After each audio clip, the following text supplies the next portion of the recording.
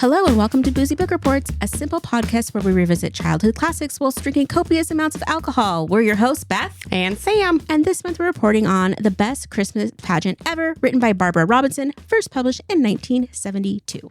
Yeah. This was one of my favorite movies growing up because they came out with a movie in 1983.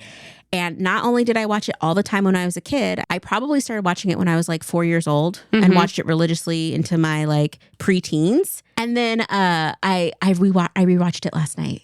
Oh. And it held up as far as nostalgia. I was just like, I loved it. Had you read the book? I had never read the book. Oh. So I've always wanted to read the book because of the movie. I have never read the book and I've never watched the movie. So this is my first exposure to this. Okay. Yeah. It just brought back Christmas. Like it just brought back those like Christmas tinglies and just being very excited. So is this your favorite Christmas movie? It's my favorite Christmas. It's up there. It's up there. It's a made-for-TV movie, so you have to keep your. Some are. Technically, was Hocus Pocus originally made for TV? No, it came out in the theaters. Yeah, really. Hocus Pocus 2 was made for TV. Oh, okay. But I mean, it's OG... Disney Plus now, so it doesn't count as made for TV. Yeah, but there's some good. I mean, I was a big fan of Night of the Twisters, which was the made-for-TV knockoff of Twister. Oh. And we just watched that one a lot. I bet that was real good. Well, my favorite holiday Christmas movie, not to get too far down the road, is The Christmas Card, which is based on a soldier that gets a Christmas card from a woman. It helps him get through some rough times, and he goes to find her in her quaint town, and her family owns a sawmill and a Christmas tree farm. Fall in love. That is some fucking Hallmark. And it was, and I would say this is before like Hallmark movies became the Christmas Hallmark movies. Countdown to Christmas, 50 movies to watch. It's before that. So although it's Hallmark-esque, it was actually like much better than like current like Hallmark movies. Okay. But we have gotten off track. We haven't really started the episode. No, because we need to start drinking immediately because you made a ton. Well, it might be part of cocktails. This problem is I had a little bit of leftover of one of these cocktails and I threw it back and it's starting to hit me. So. Okay, I've had none. And also, I just want to say we have so many beverages on our table because not only do we have 2 cocktails and a little side thing from the cocktail of just something. Leftover ginger beer. Yes, and then we have water because hydrate or dihydrate, you know. Is that what the kids say? I thought it was hydrate. I thought it was hydrate or die straight. That's what Patagonia, the drag queen, says. Oh, I like that. So what are we drinking? Well, so the first one we're going to start with is actually pretty tame. This one is a riff on a tequila-based cocktail called an El Diablo. Because kind of, you know, the impression that the children in the book give is that they're kind of devilish. So we went with an El Diablo. It's also a ginger-based cocktail, but I made it with Ritual's alcohol-free tequila. So we're going to call this one the Diablito, even though I definitely took French. I think it means little devil. I should have Googled. That's fine. Yeah. Somebody will correct us, I'm sure. Yes, please. Sound off. The internet's on real good at that. about the fact that I took French. Yes. So yeah, this is technically, it has creme de cassis in it. It has the alcohol-free tequila and it has ginger beer and lime juice. So technically it's very low ABV. So this is a good one if you're just, you know, want a little bit of cheer, but not a ton. So, and the alcohol-free tequila is from my brother-in-law, Scott. So thank you, Scott. Thanks, Scott. He's our #1 supporter. He was one of our top Spotify listeners this year in Spotify Wrapped. Love you, Scott. Top, but he's still behind somebody, top 3%. I know. Oh. He thinks it's the Norwegians. Okay, probably. There's that one Norwegian guy. Who's anyway. into it. Cheers. Right, cheers. Ooh. I like it. I do too. Ooh, it's got a little tang at the end. It's got some tang in it, and I think that the alcohol-free tequila is like a little on the smoky side. It almost is more like a mezcal.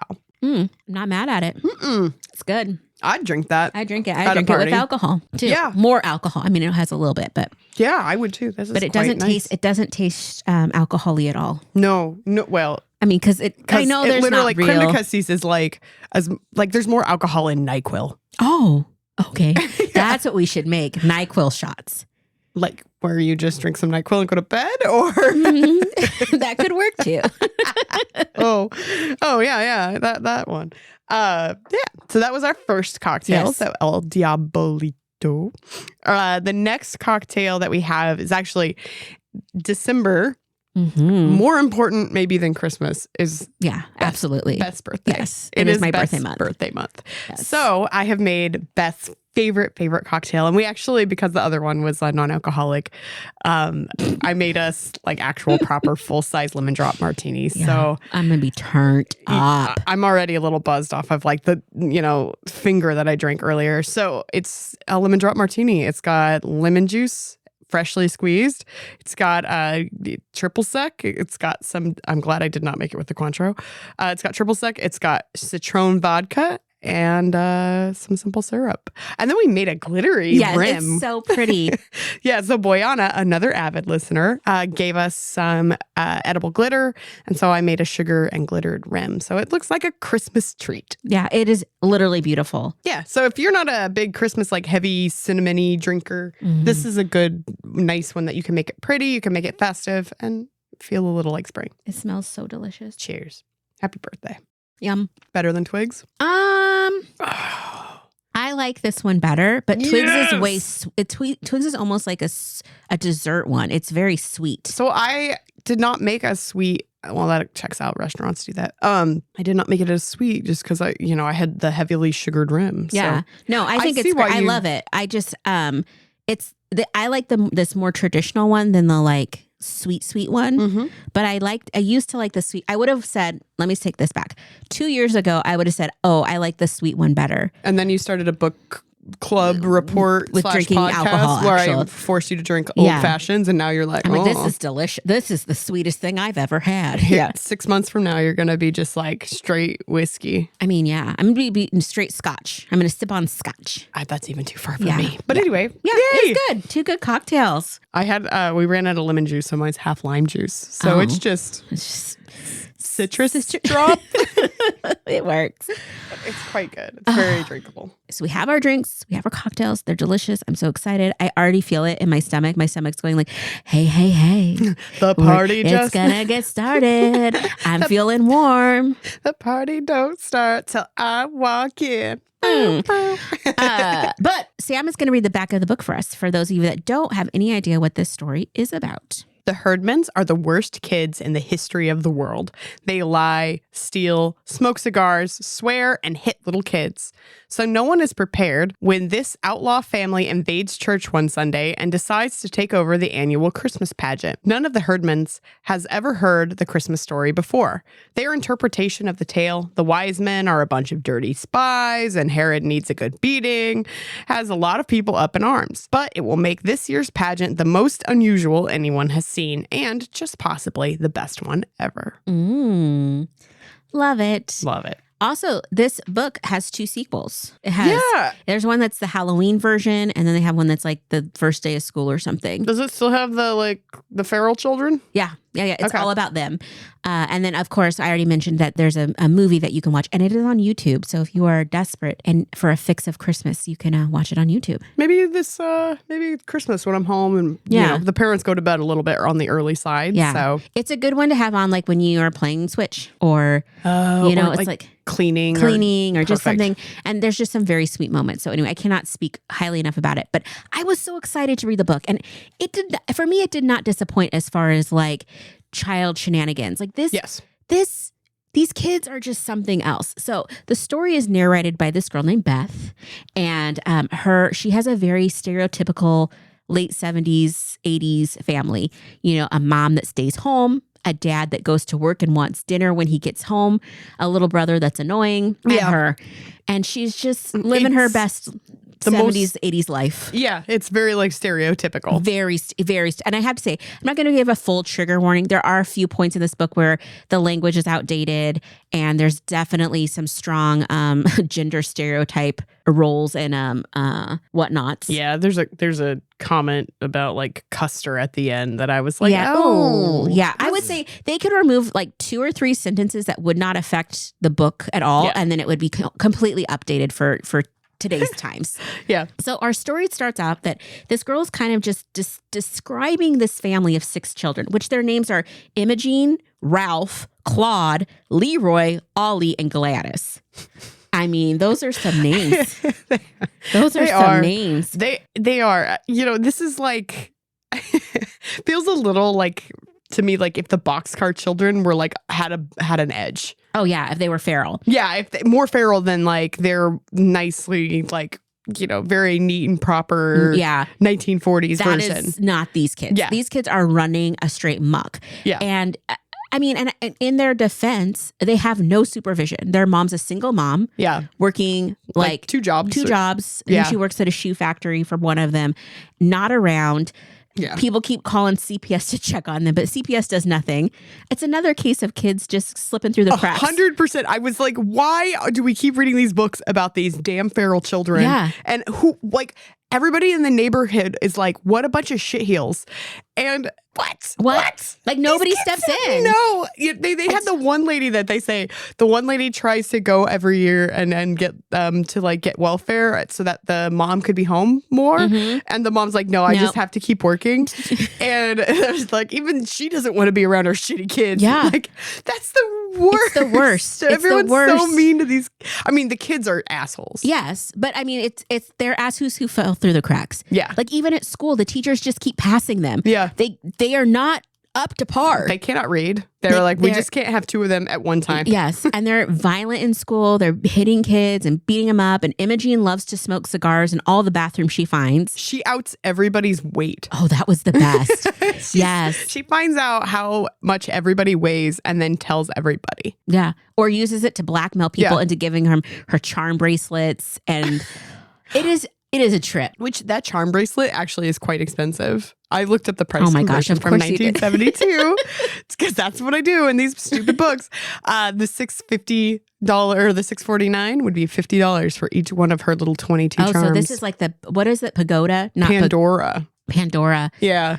Which are, I saw a few TikToks that made me believe that maybe these are having a little bit of a comeback, which makes me laugh because it's like such a grandma brand. It feels like it is something that like the like Gen Zers, forgive me if I don't want to offend any Gen Zers, but it does and feel... this is Sam's opinion, not mine, just for the record. No. you might share this. I think it might be something that they would like sort of ironically, where they're like, oh, haha, this charm bracelet, but they are actually kind of cute. I mean, it is I always wanted a charm bracelet. Not that kind. I wanted the real with the dangly charm bracelet. One, and then I lost it. Oh, that's a sad day.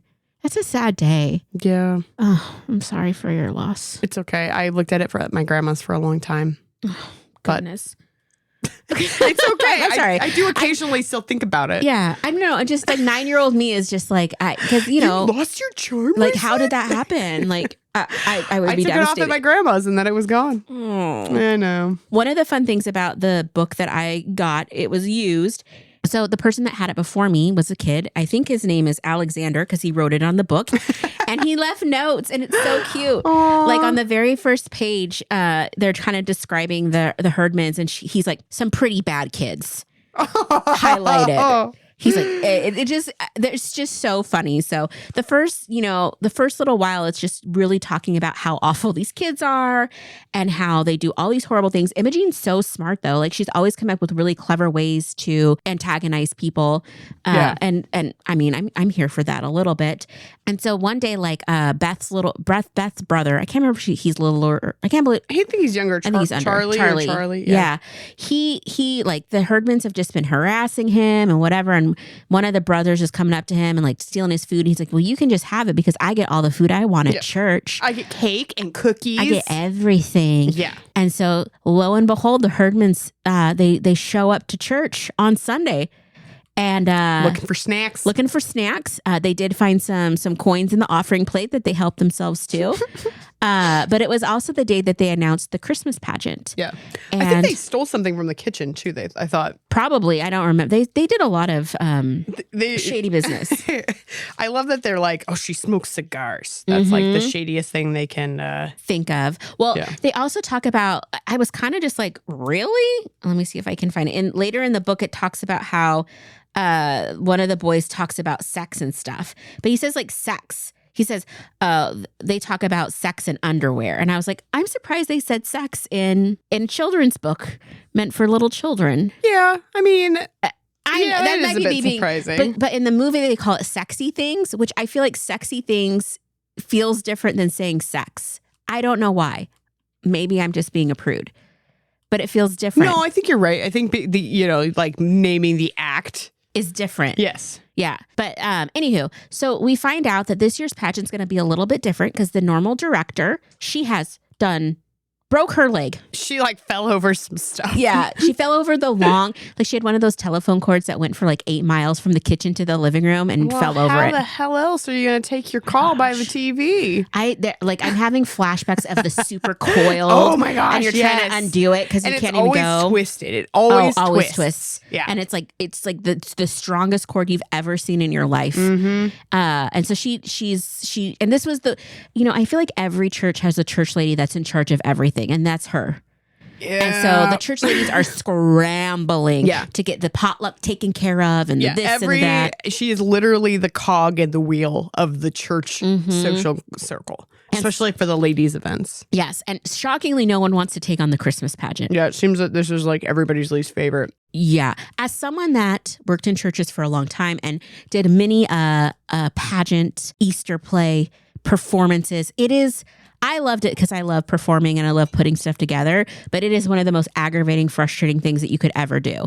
I mean, okay, like the mom even says this, the Beth's mom says, like, I could do the potluck with my hand tied behind my back. Mm-hmm. You just assign people some dishes. You say, okay, A through J, bring an entree, J, K through Z, bring a dessert or whatever. And then you're corralling adults. Mm-hmm. But like the pageant, did I tell you one time I went into a middle school? Mm-mm. I went in as a grad student. I was like, I'm going to volunteer. I'm so good with the kids. Oh my God, they love middle me. School. A choice. I should have known better. My middle school experience was utter shit. So I go to this middle school and I was there.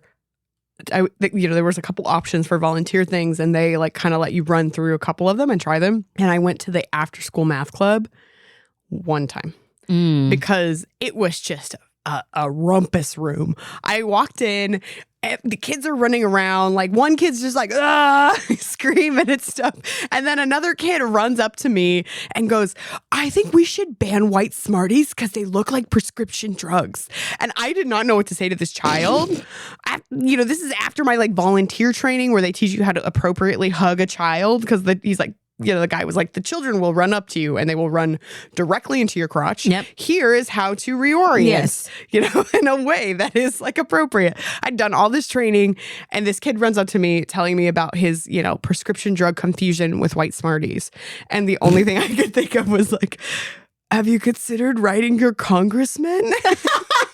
I didn't know what to say. But I ended up doing the before school one because it was way calmer. I realized I had no classroom like management skills. It is a very special skill set. To deal with children. They're just freaking awful. I think I talked about this on the podcast one time. We did like one of the local like volunteer events to teach science to the kids, and I asked the kids what did they do in the day to get energy, with hoping for the answer of I eat things. Mm-hmm. Or I said, what gives you energy? And I was hoping for food. Yeah. And one kid yells, beer. I couldn't stop laughing. And then I just realized I had no classroom management. Well, I don't know how. Well, I don't know how people do all it. These like flashes, because I primarily, this last round in that I work with students, it was mainly dudes and middle school boys and high school boys. And there were just times, one time this kid was like, I'm driving the kids to get froyo after they were helping me paint our activity room. Mm-hmm. And literally one of the boys is grinding up Smarties in the back of my car and snorting them. And I was like, please don't. On so many levels. I'm not saying I did not do this, but I do remember people doing lines of pixie stick. Okay, I remember that too. Yeah. Stupid, but whatever. Very dumb. Yeah. That's another time, this was like maybe 2007, 2008, D's Nuts was going around and was very popular. And we were playing Jackbox games. It's faded out? This is when it first hit. Yeah. And everybody's like, what does that even mean? And so we were playing Jackbox games and they were using D's Nuts for all of their titles. And of course, and I was at a church and I was pretty whatever, as long, I let them have enough fun, but then they didn't. They just kept pushing. Yeah. And like the senior pastors in there, I'm sure she had no idea what that was, but I was just like, all right, guys, use your names now. Yeah. And then rein it in. Rein it in.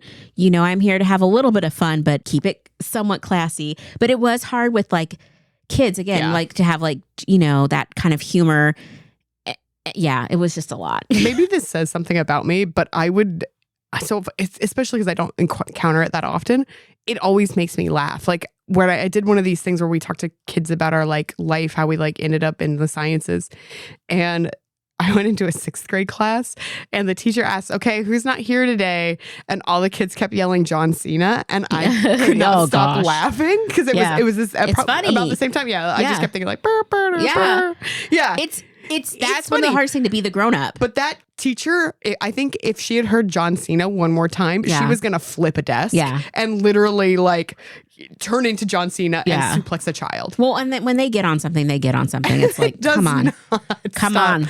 Yeah. I don't know how teachers do it. Yeah. So you should kudos if you're a teacher.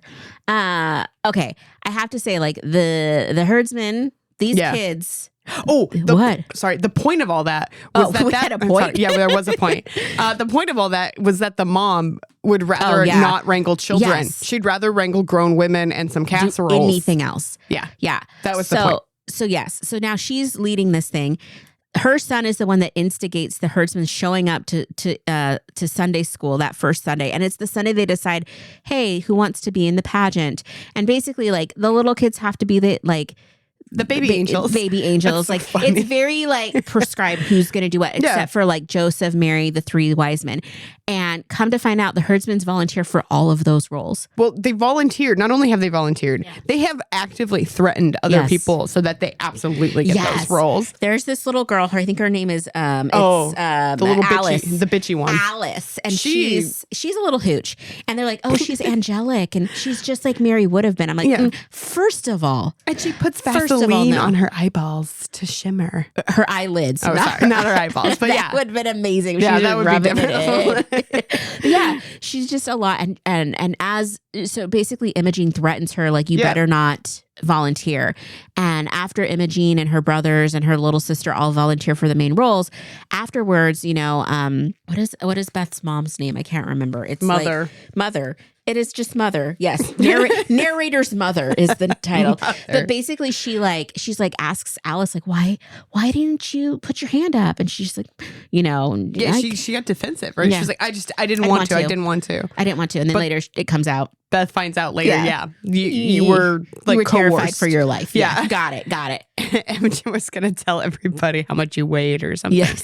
Okay, she actually had a specific threat. I don't remember what it was, but she did have a specific threat. Yeah, I can't remember either.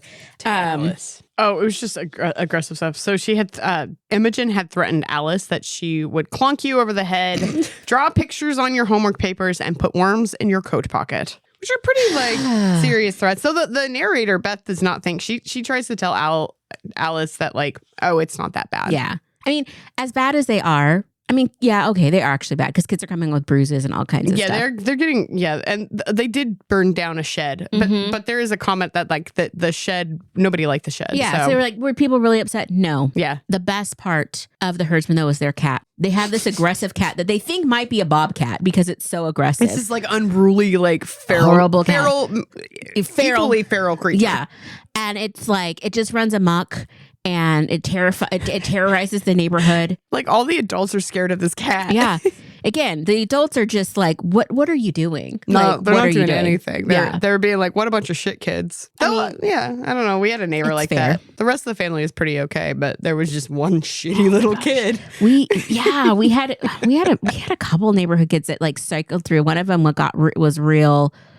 He was a lot. Yeah. Yeah. Got into a lot of trouble. I think he ended up in prison a few times. And I don't know what happened to this kid, but one day my mom came out and he was just trying to hack down her tree, her newly planted tree. Oh, I bet she was pissed. Oh, Ange don't play. Yeah. She was furious. Like, yeah. But I see how, like, in some sense, thinking back to that kid, his brother was nice. The mom was doing her best, but sort of the same thing. Like, single mom, dad had sort of left. And just like one shitty little kid, but all the neighbors around us did the same thing that the neighbor. This is a very realistic story. Like, I feel like everybody just called him little fuck and then like moved on with their lives. And they were like, we don't have time for little fuck. Yeah. Like, I don't want to be invested in this. Sad. It's very sad. It's very sad. So rehearsals start and mom was very clear, like, hey, we have this many rehearsals. You need to be at all of them. And people just thought that the herdsmen were going to like bow out. They weren't going to show up. They're there late, but they come. Yeah. I think there's kind of an interesting parallel struggle with like, because nobody believes that the mom can do. Yes. That mom can't run the pageant as well as Mrs. Trips on phones. Yeah. You know, and then nobody believes that these kids can actually do the thing. So there's like a bit of a parallel struggle. And it literally immediately Alice starts keeping notes of everything that is going wrong and everything that they're doing, which comes up later. But it's fascinating because these kids have never been to church. And they're like, what is this story about? Yeah, they don't even really like know who Jesus is. Nothing. And they're like, tell us it from the beginning. Which there is like I will say there's a very strong Christian bent to this story. Yeah. I was like, as I was watching the movie, I was like, is this propaganda? It's just like... I have feelings about this at the end. Okay. So anyway, the mom is like, okay, well, let me read the story to you. And all the other kids that have been Sunday school since they were born are like, oh gosh, not again. Yeah. And, oh my God, who doesn't know who Jesus is? Yeah, who doesn't know all the words? Because we've been in 15 of these. Yes. Yeah. But Imogen and her brothers are just so interested in it. And not only that, like they keep asking questions. And I will say the commenter in my book keep saying like the herdsmen are really the only people who are interested. He also says like, this was kind of funny.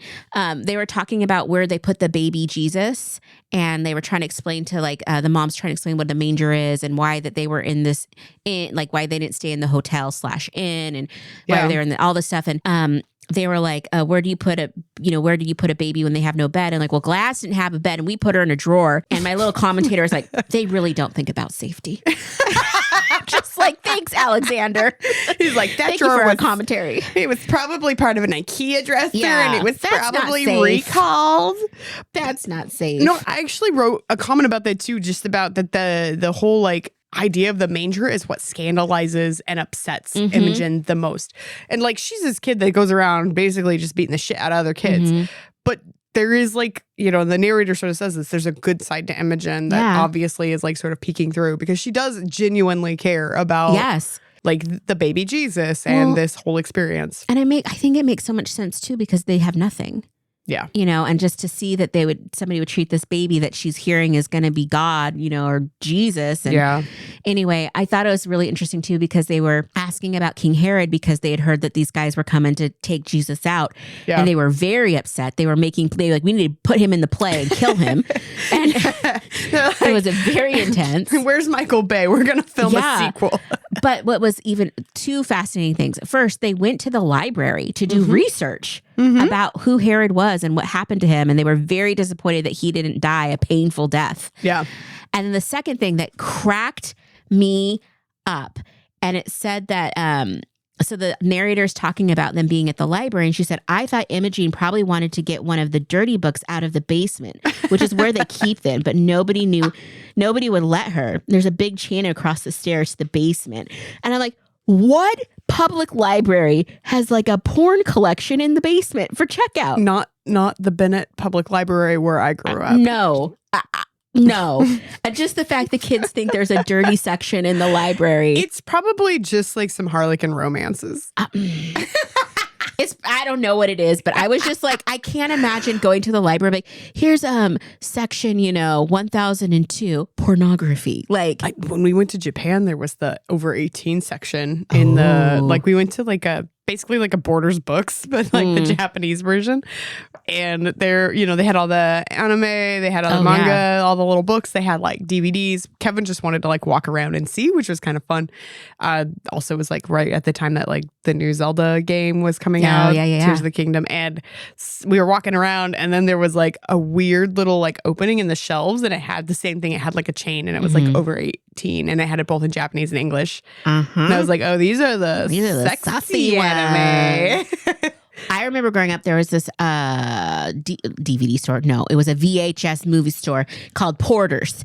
And we would go into our VHSs, and they had this little curtained off room. Mm-hmm. And sometimes you could just peek your face in, and there'd be some dude in there. And there's just like, what's that? And I'll never forget when I was like, maybe like I was in high school, but we were like maybe seniors. So some of us were 18, and I went in there to get a movie. And there was one of my high school friends was in like the porno section. I was just like, oh, really? Just getting the latest copy of Backdoor Sluts 9. Well, number 1 through 7 was just so good. 8, not so much. But he has high hopes for back. You know what that's from, right? It's South Park. Oh, no, I don't know that. I don't know South Park. Yeah, so sorry. So sorry. The movie that Randy checks out. Anyway, Backdoor Sluts 9. So the story continues. The herdsmen are really the only ones that are even interested in being in this play. The rest of the kids are actually kind of moderately annoyed. Yeah. They're just like, ugh, this again, trash. It's not going well still. Like all of the rehearsals are kind of horrible. Things keep going wrong left and right. And even like up to the last rehearsal is just like absolute garbage show. Well, there was like, the women are cooking for some event, and they're so afraid that the herdsmen are going to mess it up. And Imogene is in the like bathroom smoking up a storm, and one of the older ladies goes in and it smells smoke. She's like, smoke, and calls the fire department, which then everybody evacuates the building. And then then something does go up in smoke. There are apple spice cakes that they were making for the kicker about this is like cigar smoke does not smell like shit is burning smoke. Mm-hmm. It's like a little aromatic. What are they doing? It's like you've never smelled anything like that. Like, come on. There was like a level of like, oh, everybody expected this to go bad, and somebody found the thing that kind of went bad. Yeah. Oh, there's another point, the part where they're trying to find a baby. Oh gosh. Well, somebody had volunteered their baby to be baby Jesus, and then they were like, you know what? On second thought, let me take that back. Well, and then they went on the hunt for the baby, and they finally found like the foster baby, but he got adopted, and it wasn't okay. That was so trash. It wasn't okay to ask for him back for a few like hours. I was like, I cannot even believe that. It was so horrible. And then Imogene's like, I can just get us a baby. Don't worry about it. Yeah. There's always a couple babies outside the mini mart. Outside the A&P. Yeah. Which I was like, are we in Denmark? Because I feel like even in the 70s, people didn't leave their babies out, right? I don't know. This is the land of feral children, so who the heck knows? Nobody's watching. Yeah. This is very like Big Lebowski. Like, you want a baby? I can get you a baby. Mm-hmm. They're everywhere. Oh my gosh. Well, she's scandalized about putting a baby in the manger, but she's more than happy to steal a baby. Yeah. Absolutely. So they decide to go with a doll, which was a good choice. Yeah. So they've gotten through all the rehearsals. Dress rehearsal was a debacle. And the mom, I think, is a little bit concerned that this is not going to be the best Christmas pageant. Yeah. And but it goes off. They get it together, and it's kind of a surprise. Yeah. I mean, even like somebody comes up to her at some point and says, "Oh, do we want to cancel? Do we want to?"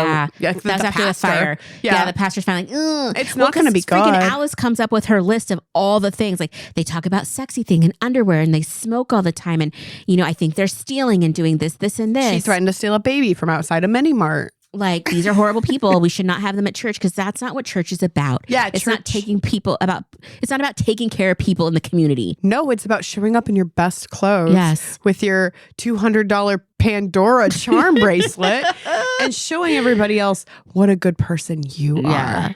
Yeah. So this pageant is set up to be an absolute freaking disaster. Yeah. And so the church people come. It is the day of the pageant, and it starts off like, okay, and all of a sudden there's a shift.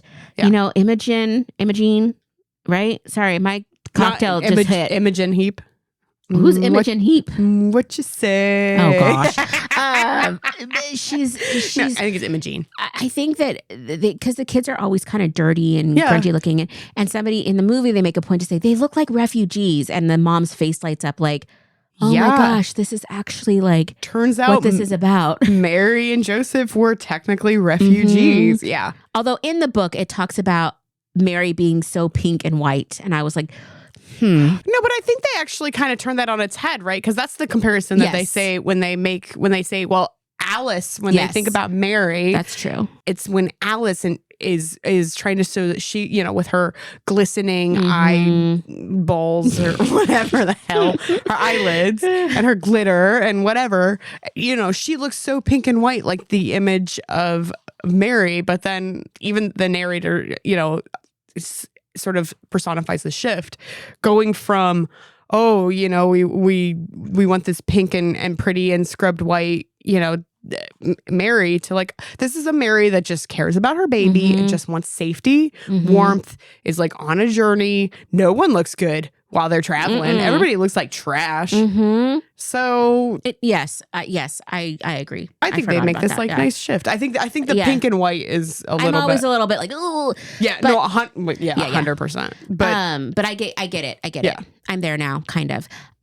What I really liked is like, so Imogen and her brother walk in, Mary and Joseph, and Imogen takes the little baby and she's patting it on the back. And Alice is up in the, you know, with the angels. Oh like, my God, do babies get colic? Like, you would never birth baby Jesus. But like, it just, the whole audience just shifts. And it's like she cared for this little doll like it was Jesus, and they put it in the manger, and it was like a whole moment. It was beautiful. And then, you know, we kind of have like the debacle of like the little sheep coming in and the whatever. And then the wise men come in, and, you know, they were really like adamant when they were talking about their gifts. Like, what is this crappy gift? Like, what is this? And they, instead of bringing like the gifts that they were supposed to bring, they brought in a ham. Yeah. And they were like, where did they get this ham? And it was from their welfare basket for Christmas. Yeah. It was probably the nicest thing in their basket. And they brought the nicest thing from their basket to share in a Christmas pageant, and refused to take it home. Refused. Like, absolutely not. And I was just like, it was so touching. Like, and in the movie, one of the brothers is going to he's a little bit late to the play because he's getting the ham. And he's like, I can't believe they would give him these crappy gifts. Like, he needs something. It was just so sweet. Well, it's like there's like a biblical story about this, about the old woman that only gives like a little bit of money, and everybody's like, oh, how could she only give so much money? And then, you know, Jesus makes the point of like, this is in her life, this is like the most she can give. And so that's honestly the kindest gift. That's better than, you know, whatever anything, you know, great shows of, you know, excess and wealth that you've shown. Because as a percentage, this is a huge chunk for her livelihood. And it's the same with the ham. Yeah. The ham is a huge chunk of their livelihood. Huge. And it just goes to show, I mean, again, they've done research. They have like taken time. Imogen's been very like, everybody be quiet and pay attention and do the thing. And there's this moment where she's just holding the baby Jesus so still and quiet. And there's like a tear that's like going down her face. Cry. Yeah. It's so beautiful. And then it's time for the angel to come in, and little Gladys, their little sister, she's like running up to people in the aisles like, hey, like, I thought that was like, it was so cute. It was so cute. And so, child's born unto you. Yeah. And she's going off, and it was just great. And then the whole group, like, they were singing songs throughout this, but at the end, everybody sings Silent Night. And it's just this moment where it's like the whole community comes together. Yeah. And it's like, it's, I wouldn't say they accepted them, but like, even after after it's finished, they're like, oh my gosh, that was the best pageant ever. I don't know. Something was just different this year. It was like a very real thing. So when I went through, long time ago, when I went through confirmation classes, one of the things they talked about a lot, I got confirmed when I married my husband in the Catholic Church. One of the things they talked about a lot was, you know, and you know, full disclosure, I've got issues, but you know, I have my challenges here. But one of the things that I always appreciated is that they would always talk about Jesus as fully human and fully divine. And I think that one of the things that the whole audience is taken by is the very human story of the nativity. And that's like what the kids, you know, these dirty refugee looking kids, which it sounds awful to say that, but like, just, you know, these kids that don't fit the mold of the shiny pink blonde, you know, Jesus are really actually personifying the nativity in a way and giving them sort of new meaning to it. It's really beautiful. I mean, it was way deeper than I thought it was going to be, but it's so good. I feel like that was one of the things that I was sort of struck by. So I read this as, you know, I'm reading this as an adult and thinking of all of these lessons that I've had in, you know, in my like confirmation and things like that. And just thinking what a beautiful adult story this is. But also, like, I just wonder what you take from it as a kid. Like, you know, I think there's levels to it. It's kind of pretty. Oh, yeah. When I rewatched the movie, it was like I was watching it with my kids' eyes, like because it invoked all the feelings I would have back then. And I mean, I just don't want to sound like, you know, I'm tough, but I did like get weepy at a couple points because as a kid, it overwhelmed me. Even as a kid, I recognized that they didn't have a lot. And the fact that they gave the ham, the fact that she was so gentle, the fact that she, like, it really hit home. Especially the fact that they didn't take it back, especially the fact that, like, well, they did take one thing.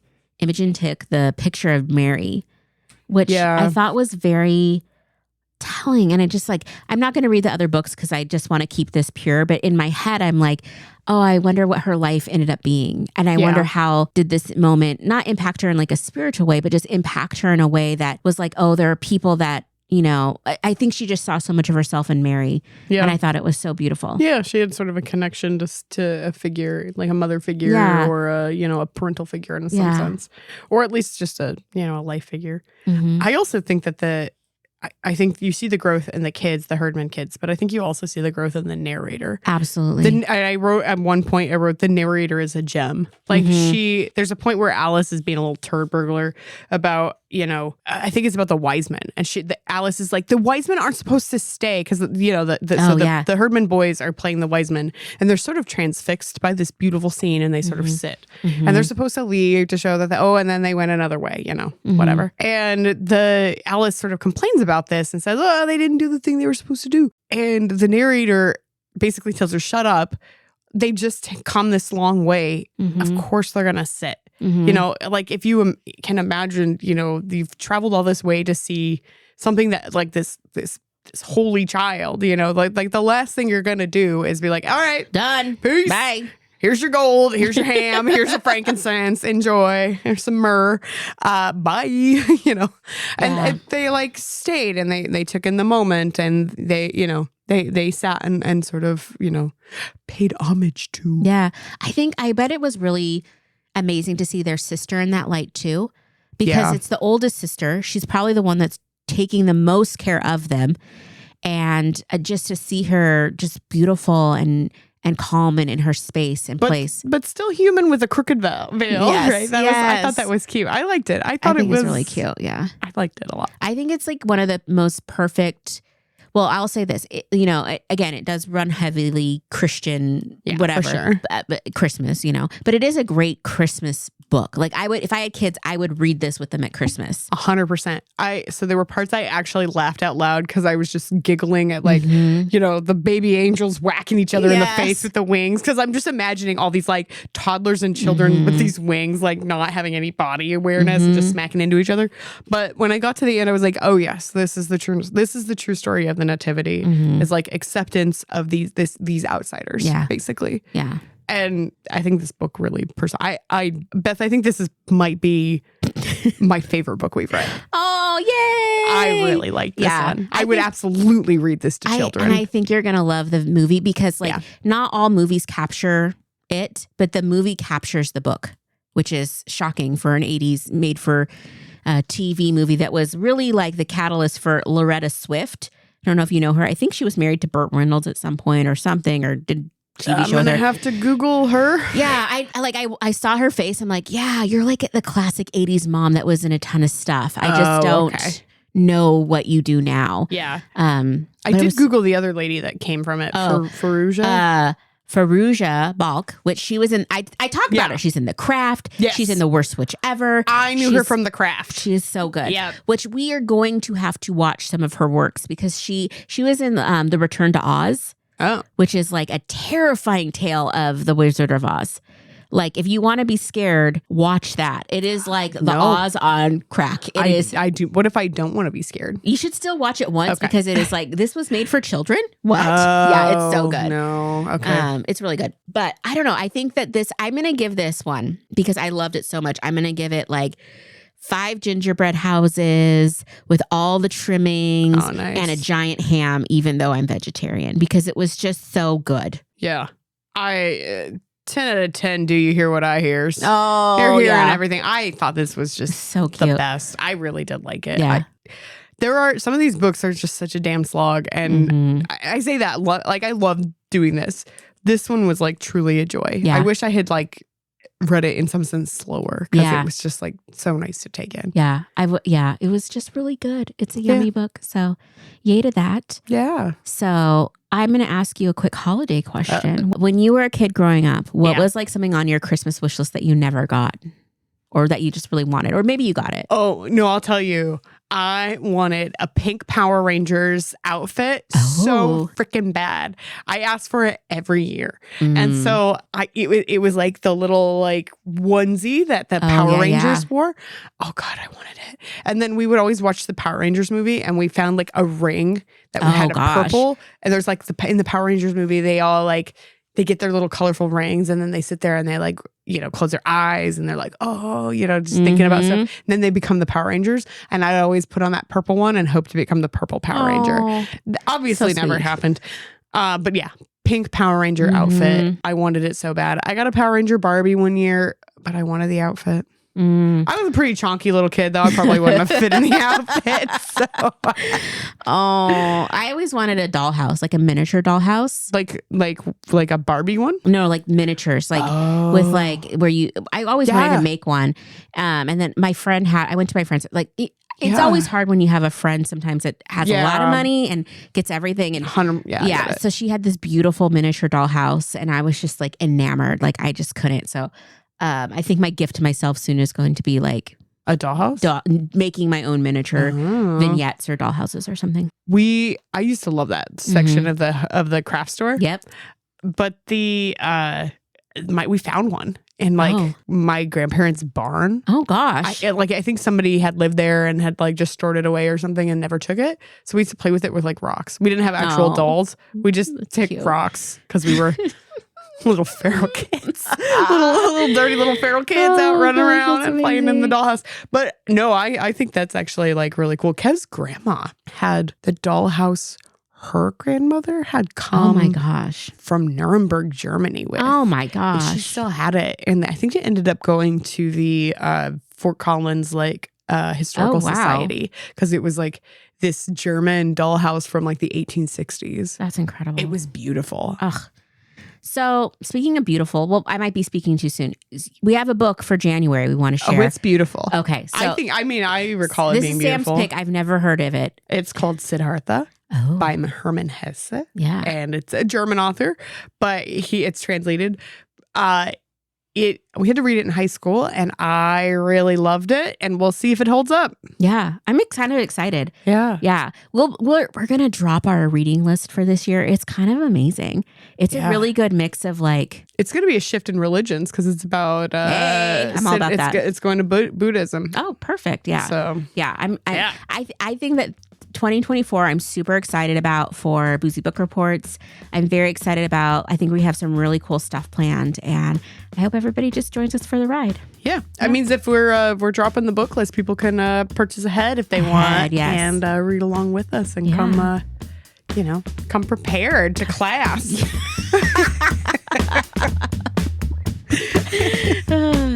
If you're enjoying Boozy Book Reports and would like to support the show, you can share episodes with your friends and family, follow us on Instagram and TikTok at Boozy Book Report, or leave us a positive review and rating, all which help us to grow. Our theme music was created by the Finley Ghost. Check out their latest album now. Thank you and happy reading.